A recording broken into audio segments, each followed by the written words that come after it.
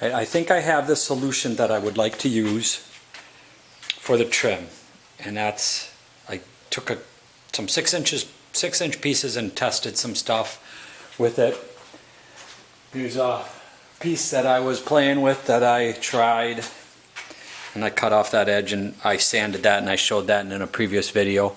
But then I tried to router it, and I tried to put this edge on it, and that just didn't work very good. I didn't like how that turned out. Even if I would have gotten that edge where it had that lip up high enough that it would have been flush, I didn't like it.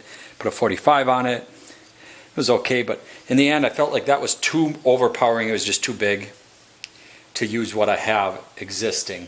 The more I looked at this piece, the more I liked it, because it's just simple and plain. But I'd like a little bit of decoration to it. And I can actually achieve both because I have enough of this and I have enough of this. So what I plan to do, this is a piece of regular trim.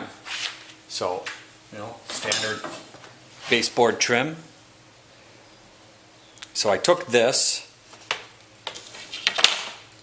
and I cut an edge on it, 2 passes of the table saw, just moving the rip fence over, and then I cut that piece, that's the same one that I ripped before, and I cut it so it's the exact same width as this piece that I did that same thing with. That gap is a little too big, very easy to adjust that. It's just the depth of the table saw. I'm going to go a little bit less on this side to make it so it's less of the gap. So then when I'm done with that, I will glue these together, and if I need to, I'll make a final pass here, but I think that'll work very nicely. I'm going to really focus on making sure this is nice and flush, because this isn't as important. This goes on the glass like that, and then you can see that gives it a little bit of decoration. I like the angle away bevel, and I have all that. I don't have to buy anything, and I think that's going to work pretty nice. I'm pretty happy with it. So this is what I'm going to try to do, and hopefully I get it to work. Some issues I have right now, I'm out of glue, so I have to go get some more wood glue. And then after I wood glue this, I'm not sure how I'm going to attach the 2 pieces together.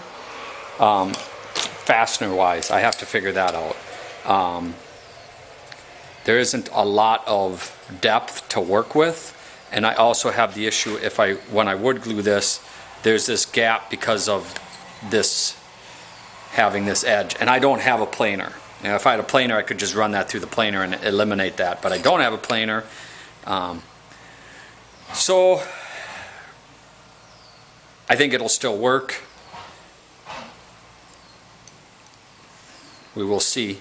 I plan to probably do something with a very small screw that just goes a little bit in, it has a small head, and put it like every 2 feet or something. So I'll have one towards the end and one like here, and then half, so 4 per side of the big side, and just 2 on the small end.